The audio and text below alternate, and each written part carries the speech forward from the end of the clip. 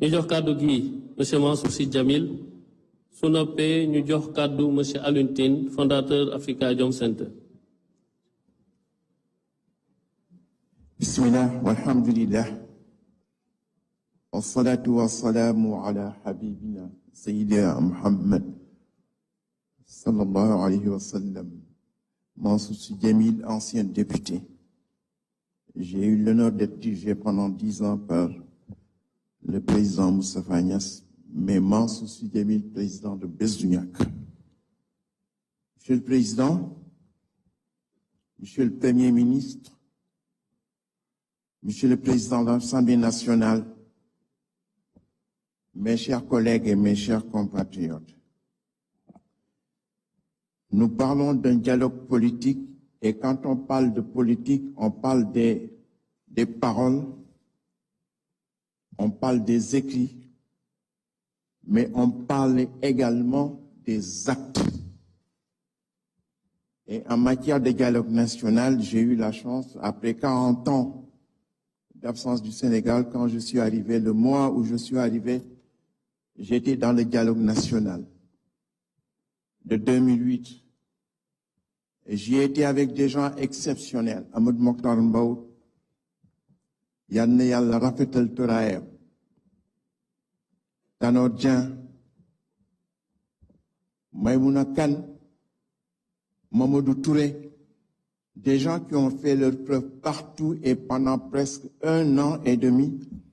Ce dialogue a été un questionnement pluriel de tous les problèmes du Sénégal. Nous l'avons conclu, nous l'avons adopté et en plus nous avons eu la chance immédiatement après le dialogue.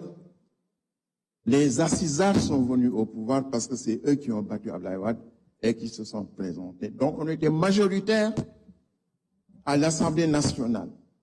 On pouvait passer toutes les résolutions des assises nationales, mais nous avons perdu cette occasion-là. C'est pourquoi, Monsieur le Président, on ne peut pas réinventer la boussole.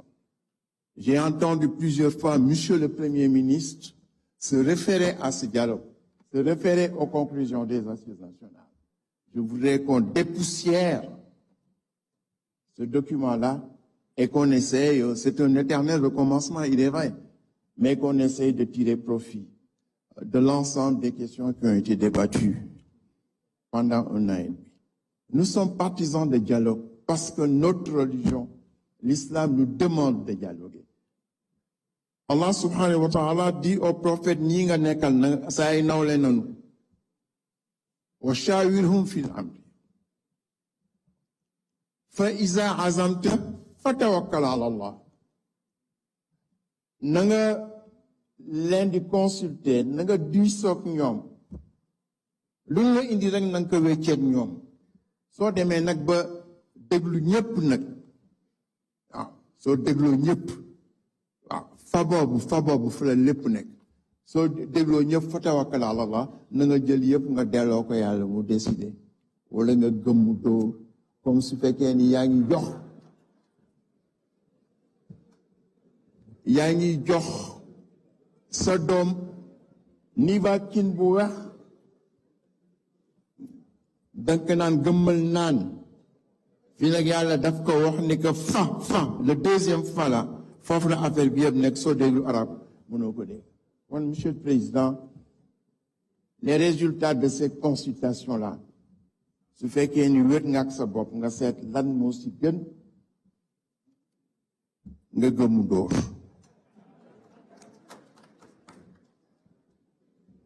Barki démb rek Ousseynou on était ensemble à Saint-Louis si guddi Sëñ Babacar bi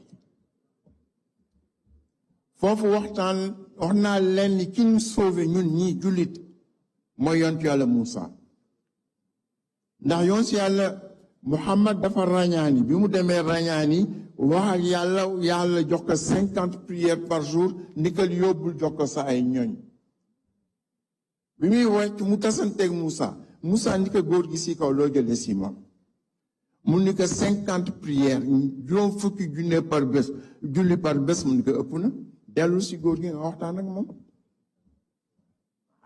mu ni ko dellul nga waxtaan ak moom bi mu delloo mu koy wàññi di ko wàññi wa kaana ya'muru Musa ar-rujuu ila ar-rahmani mustasxilan xamla al-haadi al-karami mu ni ko wàccal muy wàcc di wàcc di wàcc di ko wàññi di ko wàññi di ko wàññi dialogue ak yàlla dialogue diggante Musa ak Muhammad sallallahu alayhi wa sallam Muhammad ak a gën Muhammad tax ñu bind ko waaye bi mu ñëwee ñuy dialogue ba yàlla def ko 5 prières gis nga 5 prières yooyu yàlla si mbaaxam ni ko am na valeur 50 prières par jour kon nag dialogue rek moo nu may loolu kon noonu continuer dialogue assalaamu aleykum wa rahmatullahi